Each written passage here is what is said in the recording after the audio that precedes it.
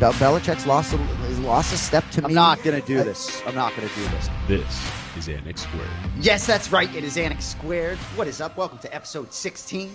It is Tuesday morning, which is always crazy. December 20th, 2022. Always crazy talking about the National Football League and picking the following weekend on a Tuesday. My name is Jason Anik, joined by my identical twin brother, Bad Anik, they used to call him back in the day. What's up, buddy?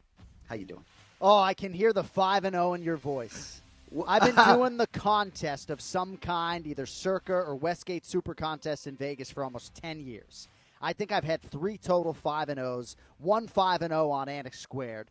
They are rare. There's nothing like popping a 5-0 in this league when you're picking 5 games against the spread, especially doing it on a Tuesday. Puff out your chest. Congrats on the 5-0. First week, we actually simulcast on the Anik and Florian podcast website as well, and you bang a 5-0. So we're going to get you a range extender so your camera doesn't freeze when you so actively move. But I will say, in terms of the 5-0, you would say more than anyone, better to be lucky than good. And 5-0, there's so much luck involved in getting there. But certainly I can't wait to talk about how I got there and where we're at. But as you've said ad nauseum, when you had your 5-0, that 1-4 is creeping around the corner. As I'm looking at the slate, when you have to pick 5 games every week, that 1-4 can come at you. Well, and ultimately this exercise at its core is the most fun thing that I do during the week. Now, I just taped the Anik and Florian podcast, and we spent a lot of time talking about mixed martial arts, judging and scoring, and a lot of minutia and learning and research. And yes, I have passion there, and a lot of that was fun. Not nearly as fun as opening up the sports book and trying to come up with 5 games to bet against the spread. So to me, this is my favorite exercise. Now, I don't know, man. Like, if we don't cash this year in the contest, I might save my money and actually not do the contest next year. But I will be betting on the NFL weekly for the rest of my life. I have 3 straight wagers already down, and I'm very excited to do this exercise with you today. Sorry about my Wi-Fi. All good. Your voice sounds crisp and clear. So we're going to quickly get into week 15, the results. And for those of you joining us for the first time or the second time, each week we pick 5 games against the spread in the NFL, and we go against each other head to head. Ultimate goal being to submit our 5 that we submit jointly to the Circa 4 Pro Football Contest. So going into last week, heading into week 15, we were tied. John 33-37, I was 32-36-2. Week 15, I went 5-0, you went 2-3. So that happened quick. That's a 3-game lead. I'll quickly get into my 5-0. As I said, better to be lucky than good. The Thursday night game, 49ers -3.5 at the Seahawks. Always good when you get that Thursday night game in the books. That was an easy cover. My second game, Falcons +4.5 at Saints. That was one where I really felt lucky. I don't have it with me, but a Saints fan tweeted at me, like, you got a rookie quarterback going against that Saints defense. Good luck. And I read that tweet and I'm like, yeah, like, you're right. I think I'm on the wrong side, but that one came in.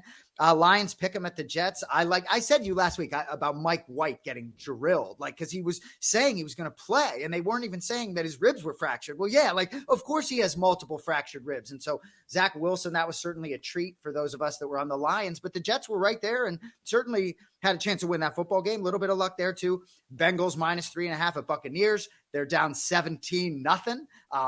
But the wheel certainly fell out for the Buccaneers. And then the final one, Chargers -2.5. That line ended up closing at 3.5. I got a 2.5 on Tuesday, 3.5 on Sunday. That's a dump. So that's my 5-0. Talk us through your 2 and 3 real quick, if you wouldn't mind. So the winners, Dolphins +7.5 at the Bills, a football game they could have won. Instead, it's 3 straight losses for Miami, but we got the key number when we taped Anik Squared, 7.5, and we got that home regardless. Broncos -2.5 against the Arizona Cardinals, and I said I liked it even more if Russell Wilson didn't play. That Arizona outfit is a disaster. That was probably the easiest bet I made all season. Vikings -4.5 against the Colts. I was not scared off by the big number. That ends up being a loss. Of course, as many of you know, the Vikings wake up and complete the greatest comeback, at least statistically speaking, in NFL history. Ravens +3 against the Browns, probably my worst play of the week. And then the Patriots -1 against the Raiders. I feel like I handicapped New England very well, and call it whatever you want. I mean, certainly the game ended with the dumbest play in NFL history, preceded by a call that I think was one of the poorer calls I've seen in some time. Certainly it didn't appear that they had a great camera angle, but that's as much of a foot as I've seen on a white line for a play that ends up getting scored and upheld as a touchdown as I have ever seen, but that's neither here nor there. Did feel pretty good about the Patriots there. So, hitting the board, I don't know. I feel okay with the 2-3, and ultimately we were over 500 in the contest. And just a crazy, crazy, crazy week in the NFL. And as a Patriots fan, obviously for the last 48 hours, I've had to just mute all of the noise because I don't want to see that play anymore. And we'll get into that game in a second. So our 5 head-to-head, 5-0 versus 2-3. So heading into week 16, I'm now 37, 36-2, creep over 500. You are 35-40. That looks bad on paper. So that's a 3-game lead. We haven't talked about the postseason, but correct me if I'm wrong. We got 3 weeks left. So 3 games up with 15 to play, if I'm not mistaken. This goes through the Super Bowl, and our final episode would be a Super Bowl preview with prediction. And at that point in time, it stands to reason that it's not going to come down to one game. So the Super Bowl preview episode would be the episode on which I pay off the bet and drink my 5 shots of Casamigos or whatever tequila I'm pouring down my throat. Still time, obviously, for me to close the gap, and it extends through the playoffs. So you know how this league goes. I like it. So in the Circa 4 Pro Football Contest, the 5 we submitted, we'll just go over real quick. We were 3-2 there. So heading into week 15 in the Super Contest, I can't stop calling it Super Contest. We were 35, 32-3. We are now 38, 34-3. So 4 games over 500. 3-2 last week, the 3 hits. You get a lot of credit here. Dolphins +7 at the Bills. I think they had a great chance to win the game. I can't get enough of Mike McDaniel. I think he certainly outcoached his counterpart. And then the Lions, second pick them at the Jets. Gotta like that game, even though that was close. Broncos, -2.5 versus Cardinals. And last week, when you talked about with Russell Wilson, you liked it better without. It'll be interesting this week. I kind of like them this week, and I think he's going to play, and that sort of took me off of them. We got to get into the Patriots because that did make it into our 5. So the Patriots pick them at the Raiders. And I have to say, I mean, I understand the call in the end zone. I understand I understand that fluke play at the end of the game, but it's like the Patriots still are one of those teams at this stage that just find ways to lose games. I understand they beat the Cardinals Monday night the week before, but it's like they just was a special teams touchdown. They're just not solid. They give up a lot of they have a lot of penalties. They give up a lot of bullshit plays. So anyway, not an outfit that I'm looking to play my money on this season. You can be sure. You talk about head coach quarterback, and I don't look at Bill Belichick. I don't put him on that pedestal anymore. And Mac Jones, simple throws. He had Jonnu Smith in the end zone open one time, just missed him. So what exactly is your point? That they shouldn't have been in our 5? Yeah. All right, cool. Panthers -2.5 was also in there. I shouldn't have been in any great rush to fade Mitch Trubisky. As soon as I found out Kenny Pickett wasn't playing, I decided that I wanted to have a Panthers ticket. So I would sit here and be far more critical of that ticket than Patriots in a pick'em, right? I mean, should we talk about the Las Vegas Raiders and that particular outfit that absolutely should have lost that game last week? Now, I might actually come back with the Raiders this week, right? Because this crazy momentum that they now have, I think they're actually going to keep it going, and I like the fact that they're getting points. But, like, dude, this was a Raiders fade and a Josh McDaniels fade as much as it was a play on the Patriots. I get you. All right. Well, so anyway, 3-2, that's it on the contest. So quickly before we get into week 16, just a couple things I want to get into from week 15. I literally feel like I saw 3 things this week that I had never seen before. And we'll start with that Patriots finish. And I think anyone watching this, unless they're UFC fans who don't know much about the NFL, but anyone who has seen that play. So the Patriots at the very end of regulation against the Raiders on the road, the game is tied. They run a draw play to Ramondre Stevenson.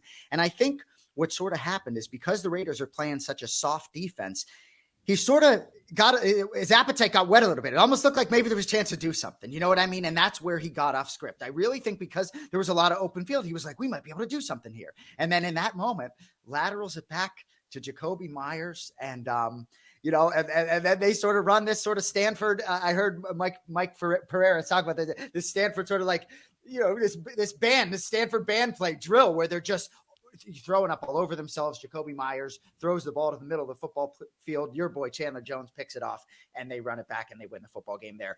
I've never seen anything like that. In the moment, for me, my rub is that the Patriots, to me, this season, it doesn't feel like anything's at stake ever.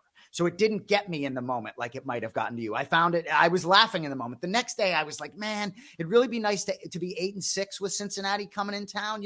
That's what got me. But what are the stakes? they're not playing for anything. Any thoughts on that end of that game or anything that happened?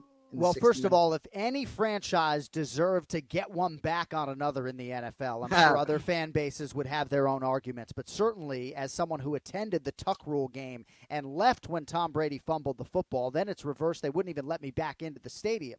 But the Raiders deserve to get one back. Now, certainly this pales in comparison to that because that Oakland Raiders team looked like they were going to go on and maybe win the Super Bowl, right?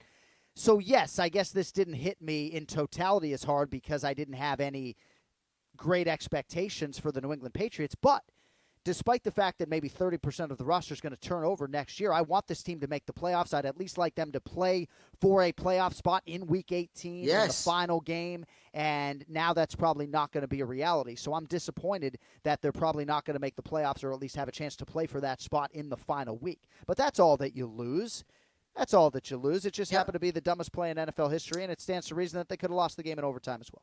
So the second thing I want to talk about from Week 15, and when this play happened, I literally said out loud, that might be like the best play I've ever seen. So it's Titans-Chargers. Did you see the interception right before the end of the half by the Chargers? So Roger McCreary, the ball sort of going out of bounds. He jumps in the air, grabs the ball out of bounds, tips it back to his teammate, Joshua Kalu, who picks it off. He gets both feet down in the end zone. And the score was 7-7 at the time. There's an unbelievable play. I don't know if you saw it or not. There was a little discrepancy about, was it a forward pass almost? He elevates in the air and catches it. But to me, I've never seen a play like that. Unbelievable individual effort. A lot of this game is mental, man, and being locked in to be able to make a mental play like that in that spot at the end of the half and not just necessarily deflect it. That was an unbelievable play. And the final, you got nothing on that, I assume. Well, you asked me if I saw it, and then you just rambled through the whole thing. So, yes, I would have to live in a rabbit hole to have not seen it. Week 15 was absolutely crazy, just in terms of what this league offers on a week-to-week basis. I do agree with you, though. At one point, I'm thinking, is that actually legal to essentially pass the ball to your teammate in the end zone like that? But an incredible individual play, and I absolutely think you're so spot on, and there's a parallel, an undeniable one to fighting when it comes to just fighting on instinct, right? Like you have to just be instinctually in that moment to make a play like that, to be so locked in. And the best fighters in the world really are able to make adjustments, but to fight on instinct and just be just so collected and mentally forged in that moment. So, incredible play and a week that we will not soon forget in the NFL, although I'll admit that I didn't want to relive that Patriots play as much as I had to on these podcasts all day today. So I'm glad we can move on. Yeah, well, and in terms of your head being buried, sometimes with your UFC schedule, for example, last weekend, Russell Wilson's concussion didn't come across your wake. So fair. And the final thing I just want to bring up was obviously the greatest comeback or the biggest comeback in NFL history. So I'm driving to our little brother Dave's house, right? Little play date at my house. Yeah, there's a third brother here. So I'm driving to Dave's house, right, to watch this game and get out of my house for a little bit. Very disappointed that there's not much of a game to watch. So it's 33-0. And so I get in the car on Sirius XM radio and I can choose which broadcast I want to listen to, Colts or Vikings. So I get right on and it's the Colts broadcast. I'm like, no. I got to hear the Vikings broadcast, down 33-0. So I tweeted about this, but so they go to the half and the guy's like, and this is Vikings football? Like he asked it as a question instead of like, this is Vikings football on WM, right? He's like, and this is Vikings football, right? So he goes that. So I'm laughing, right? Down 33-0. Then they come back from break. It's another guy doing like the sports update. And he's like, all right, Vikings down 33, rip, and I'm dying, right? I've never heard that term before, 33 rip, right? I could actually incorporate that into my vernacular. That's golden. I hear rip. Well, you got to make sure Dana likes it. It's her day, right? Yeah. The hook. But anyway, so I thought, so that was hysterical. And then obviously watching that game, but I had to say, right. And you see different people go back and forth on Twitter, but I loved how Kevin O'Connell kept kicking the extra fucking point. Excuse my language, right? Keep kicking the extra point. You're down 33-0. Keep kicking the extra point. You don't have to go for two. And I saw certain people, I'm not going to name names on Twitter, calling for him to go for two earlier on. It's like, no, just Get your points. Don't go for 2 until you have to. It's kind of nice to see Mike Vrabel at the end of the game against the San Diego LA Chargers. You see him kick the extra point. You see him struggle with it. They end up losing the game, but he almost wanted to go for 2 at the end of the game. That's one situation I don't really mind it. Even Josh McDaniels, I know that game ended in a victory for his team, but I'm thinking, McDaniels, go for 2 here. Get a victory over Belichick. So anyway, I was glad to see him go for 1 there. What a weekend in the NFL. Before we move to 16, anything else from you? Well, we're 38, 34, and 3 in the Circa 4 Pro Football Contest, and that's not good enough. So we'll see how it goes over these final few weeks, but still hoping to pop a 5-0 or maybe a 4-1, and at least have some good feelings and actually give me reason to consider submitting an entry in 2023. Heard. All right. Well, I think I'm going to start us out. So just to recap, each week we pick 5 games against each other. Our goal for the Pro Football Contest is to agree on a 5 and submit them and hopefully go 4-1, 5-0 next week. My first selection against you, week 16, head to head. Which one do I want to give first? I'm going to go with the Browns, -3, hosting the Saints, Saturday, December 24th, Christmas Eve. So I really think in the AFC, 9-8 gets that 7 seed, and therefore a lot of teams have a lot to play for here. So this is the last home game for Deshaun and company before they go at Commanders, at Jaguars. To me, 2 kind of winnable games to finish out the string. I wouldn't want to face this team with Deshaun rounding into form. Let's say I'm the Bills, the Bengals, Chiefs, whichever team doesn't get that bye. Not necessarily a team I want to come in with. Good defense, good running game. I think they could be dangerous. I'd much rather have that New England outfit coming to town with Snack Jones. Saints only a game back in the division. I just think they get beat outdoors here. Some weather in some of these spots. It's about 16 degrees in Cleveland. I don't think that New Orleans team's going to like that much. My first selection, Browns -3, week 16. Well, and you buried the lead a little bit, right? Obviously the frigid temperatures, but the wind could be north of 40 miles per hour. You might not be able to kick. You might not be able to throw the ball. Both teams can run the ball. Taysom Hill figures to have a field day potentially against that Cleveland rushing defense. But weather is going to be a factor there, and that's why that game will not at all be a part of my handicap. Interesting. All right, first selection for me, and again, I'm getting a key number here. Shop your price because these lines have moved all over the place. We are taping this on Tuesday, middle of the day, and I have seen major line movement on several games. I'm going to take the New York Giants, catching 3.5, relatively short week after the primetime game on Sunday night against the Commanders. Back-to-back road games for the Giants, but I don't care. I think they're better than Minnesota in a lot of respects. Giants plus 3.5 at the Minnesota Vikings. It is amazing to look at what Kevin O'Connell has done with this team in Minnesota during the regular season. But the record just seems fraudulent to me, and the New York Giants essentially need to win out. So I'm going to take the New York Giants through the key number. It's +3, even money in some spots right now, but I do believe that you can get that 3.5, and you should hold out for it. I think it's going to be a field goal game, and I think the New York Giants defense is going to be heard from here, even if the offense isn't. Giants plus 3.5 at Minnesota for me in Week 16. Yeah, I don't know if I'd be on that side. I doubt it. We're looking for you to play games in which I like the other side, most certainly. My second selection, and this may be a mistake too when you talk about the weather, because I think there's going to be some similar weather there, and the wind may be a factor. But my second selection is the Steelers -3. I'm going to the night game because I wanted to make sure you wouldn't get this game. Steelers -3 versus the Raiders, Saturday night, Christmas Eve. Raiders aren't good, man. Derek Carr is so streaky and such a dangerous guy to bet on. There's a certain he makes so many dumb mistakes. Going to be cold. Going to be, I think, similar weather. It may be windy, but I think Pickett's going to be back. He's used to that weather. I don't know, man. Vegas coming east after that emotional win. It's like, what are you celebrating, Vegas? Been a disastrous year. I think they're on the fringe. Both teams 6-8 here. I'm looking to bet Mike Tomlin. I'm looking to bet the Steelers, whatever I can. So my second pick, Steelers -3 versus the Raiders. So I have a ticket already on the Raiders +3, but it's not going to be one of my 5 here for Anik Squared. Yeah, I'm coming back with the Raiders, absolutely. After they won a football game like that, I think they're going to probably win again at Pittsburgh. But second selection for me is going to be the San Francisco 49ers laying 7 home to the Washington Commanders. Taylor Heineke versus this San Francisco defense appears to be the number one mismatch on the board this week. Now, I love Dotson, the young receiver for the Commies.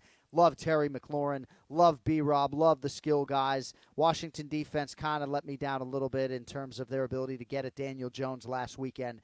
But relatively short week for the Commanders, taking on the best defense in football. I'll take the 49ers -7 to put a 30 rip on the Commanders, who only get to 17 or so. 49ers -7, my second selection for Week 16. Man, that's a tough game. It really is interesting. Last week, and I know hindsight, obviously 2020, but after a 5-0, it wasn't as difficult picking 5 games for me last week as it was this week. My third selection here, and I really almost went the other way here. It's going to be the Titans -5.5 versus the Texans. Saturday, 1:00. So the Texans are last against the run. They got Derrick Henry coming in town. I know Tannehill's ankle's banged up.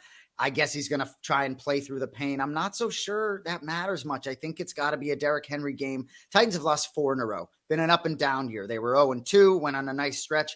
But they're versus Cowboys and at Jaguars to finish the year. Jaguars on their heels. They need this one. That's a 1-game lead in the division. And I think as this game kicks off, Jacksonville is at the Jets on Thursday. I almost played Jacksonville, but I think Tennessee's going to need this more come Saturday morning. So to me, because I think Jacksonville's going to beat the Jets. Titans -5.5 versus the Texans, my third selection. And we're going to give you a better number because Zach Phillips, our producer, just found -5 live on DraftKings Sportsbook. I can confirm Titans -5. And I'm sure Zach's going to appreciate hearing this. Where I place my bets right now, the Titans are -7. So as I'm preparing for this show today, I am just seeing wild line movement on a lot of these games. I'm seeing a full 2-point discrepancy in different sports books right now on that game. Unbelievable. Wish I could get 10 with the Seattle Seahawks at Kansas City, but I'll take 9.5. Oh, Tyler Lockett's not playing. I understand. I'll take the 9.5. I'm sure weather's going to be a factor, but Seattle Seahawks, they know how to travel well in the cold. And I don't know. I just still believe in the Seahawks, at least in terms of their mental fortitude. I know the roster doesn't look great as far as the backfield and the wide receiving core is concerned, but they play hard, and it's a big number.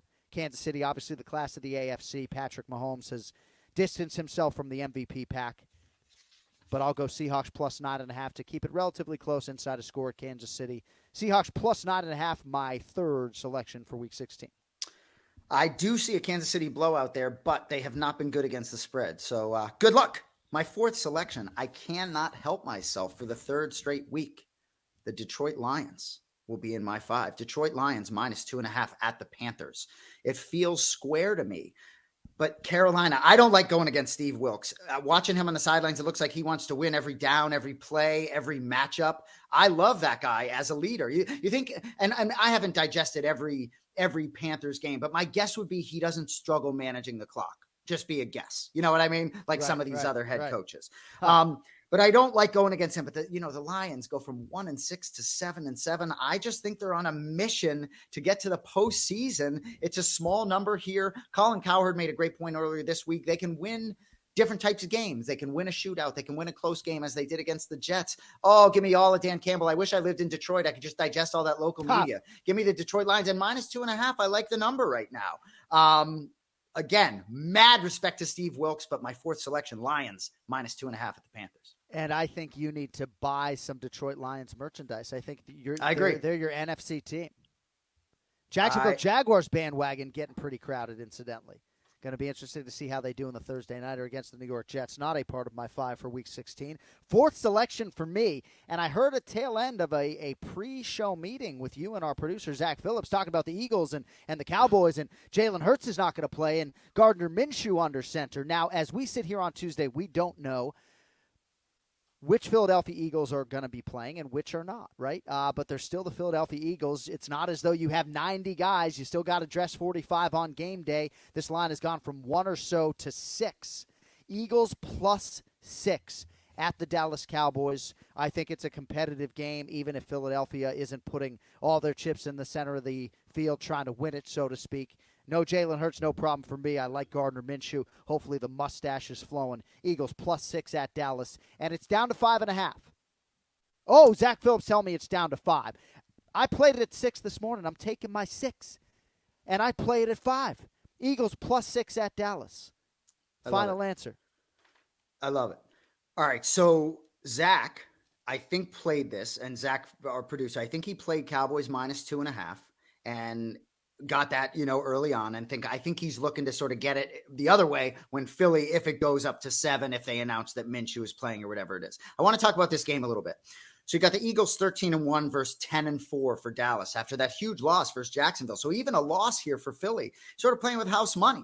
I love Gardner Minshew. For me, so the Eagles were going to be in my 5. They no longer will be in my 5. Right. So I am sort of shuffling here. Right. I still think this game delivers. I'm not going to actually be shocked if Hurts finds a way to play, to be honest with you. But these are the games that sort of will burn me. Right. It's like, even if I was as savvy as Zach and I got on Dallas early on, it's like Philly will win the game outright, But I'm going back and forth here. I considered just flipping outright with a little opposite play and going with the Cowboys, but I'm not going to do that there because my instinct was on the Eagles.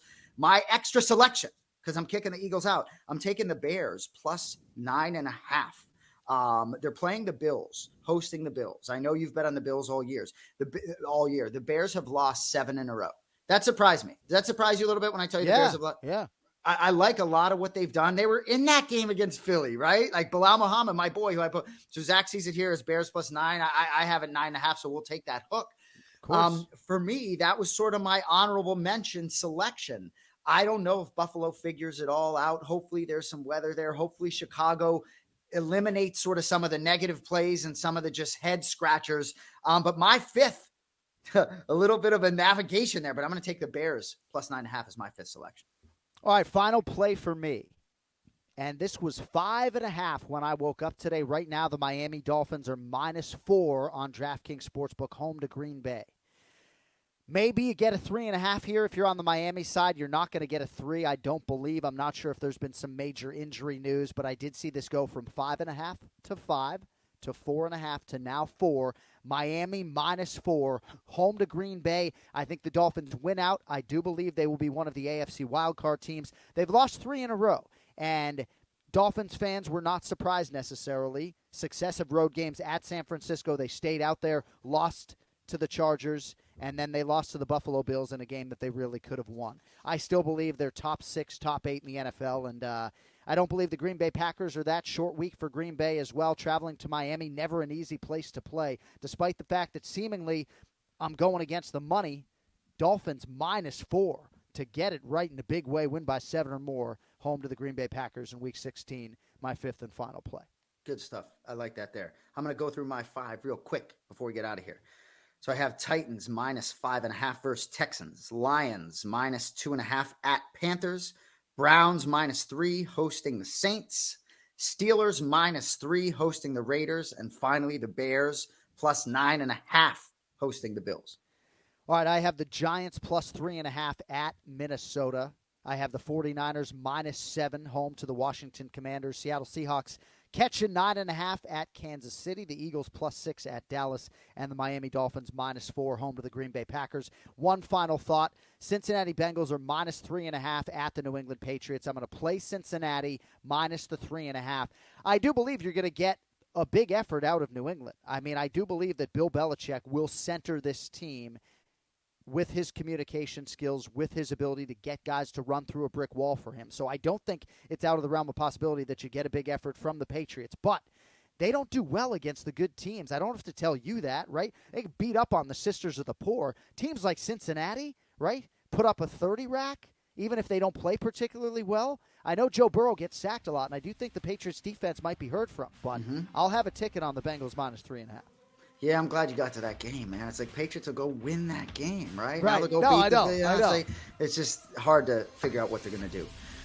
Anyway, appreciate you joining us for episode 16 of Anik Squared. Keep in mind on the hammer.bet, Thursday night, Sunday night, Monday night, 20 minutes before each of those games, they have a primetime show. A lot of good stuff going on. Those of you who jumped over from the Anik and Florian Podcast Network and digested our show last week, we appreciate you. For our great producer, Zach Phillips, and the great Jon Anik, my name is Jason Anik. We'll see you next week on Anik Squared. Later.